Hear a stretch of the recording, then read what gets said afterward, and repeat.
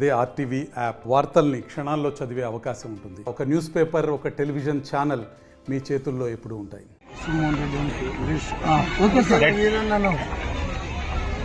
Telugu Desam party మద్దతుదారులు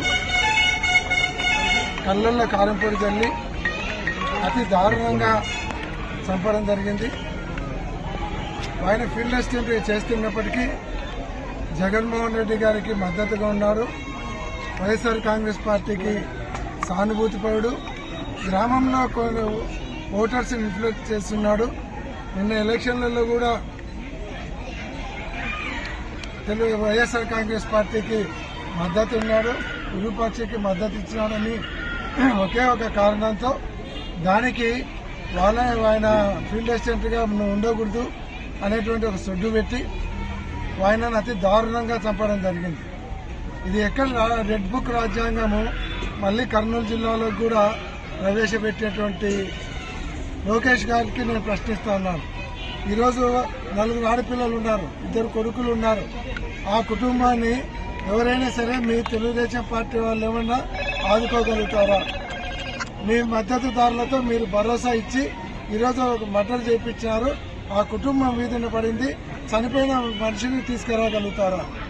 ఈ రాష్ట్రంలో పరిస్థితి ఏ రకంగా ఉందంటే, గౌరవ మాజీ ముఖ్యమంత్రి వర్యులు వైఎస్ జగన్మోహన్ రెడ్డి గారి హయాంలో పరిపాలన 3 పువ్వులు 6 కాయల్లాగా ఉంటే, ఈరోజు చంద్రబాబు నాయుడు గారి హయాంలో 3 రేపులు 6 మర్డర్లు అన్నట్లు పరిపాలన కొనసాగుతా ఉంది.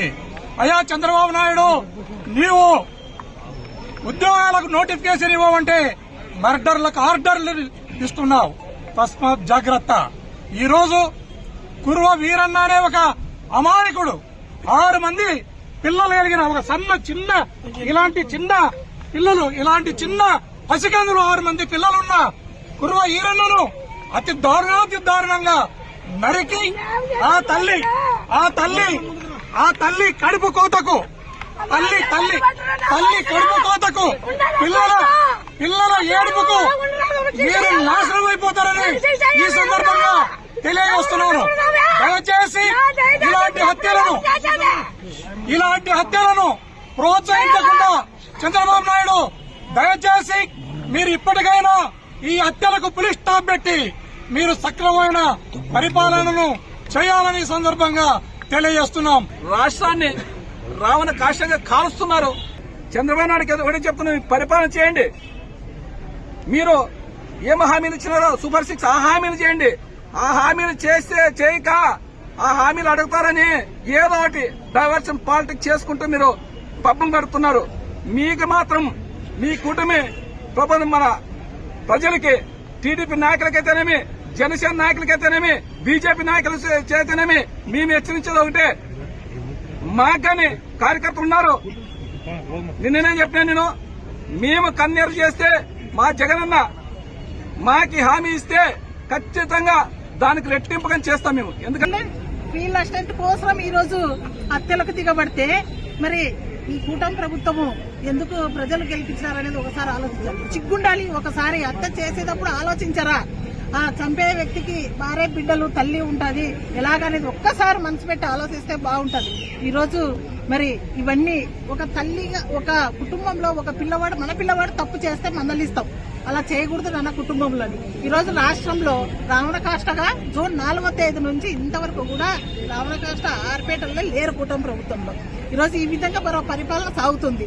ఈరోజు ఎక్కడ కూడా మీరు బెదిరింపడానికి ఎక్కడా కూడా వైఎస్ఆర్సీపీ వాళ్ళు భయపడతలేరని చెప్పేసి ఈరోజు హత్యలకు దారితీస్తున్నాయి మీ కుట్రలు, కుతంత్రాలు. ఈరోజు ఖచ్చితంగా రాష్ట్రంలో కురువ ఈరనతోనే హత్య రాజకీయాలు లాస్ట్ కావాలని తెలియజేస్తున్నాను. పగడబందీగా ఎవరైతే ఆ హత్యకు పాల్పన్నారో వాళ్ళందరినీ, ఆ హత్యకు ఎవరైతే ప్రోత్సహించారో ఖచ్చితంగా శిక్ష పడేలాగా చేయాలని చెప్పేసి నేను పోలీసు వాళ్ళని కూడా కోరుచున్నాను. ఈరోజు ఒక మహిళ హోమ్ మినిస్టర్ అయి అనిత గారు ఇవన్నీ కూడా రాష్ట్రంలో చూస్తున్నారా లేదా? ఒక మహిళ హోమ్ మినిస్టర్ అయ్యింది కూడా ఇవన్నీ ఆమెకి పట్టి పట్టినట్లుగా ఉన్నారా? లేకుంటే ఆమెకి ఈ విషయాలు తెలుస్తున్నాయా? ఆమె బాధ్యతగా ఏదైనా కూడా మినిస్టర్ గా చేస్తుంటే మళ్ళీ ఎందుకు ఇవన్నీ కూడా ఖండిస్తలేదని చెప్పేసి నేను హోమ్ మినిస్టర్ అనిత గారికి ఈ రోజు ప్రశ్నిస్తున్నా.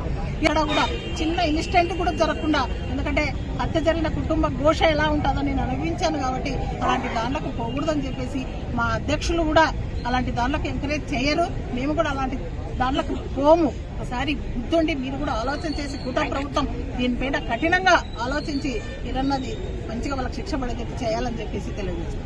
మరిన్ని వీడియోస్ కోసం ఛానల్ ని సబ్స్క్రైబ్ చేయండి. లేటెస్ట్ అప్డేట్స్ కోసం వాట్సాప్ ఛానల్ ని ఫాలో చేయండి. అండ్ లింక్ డిస్క్రిప్షన్ లో ఉంది.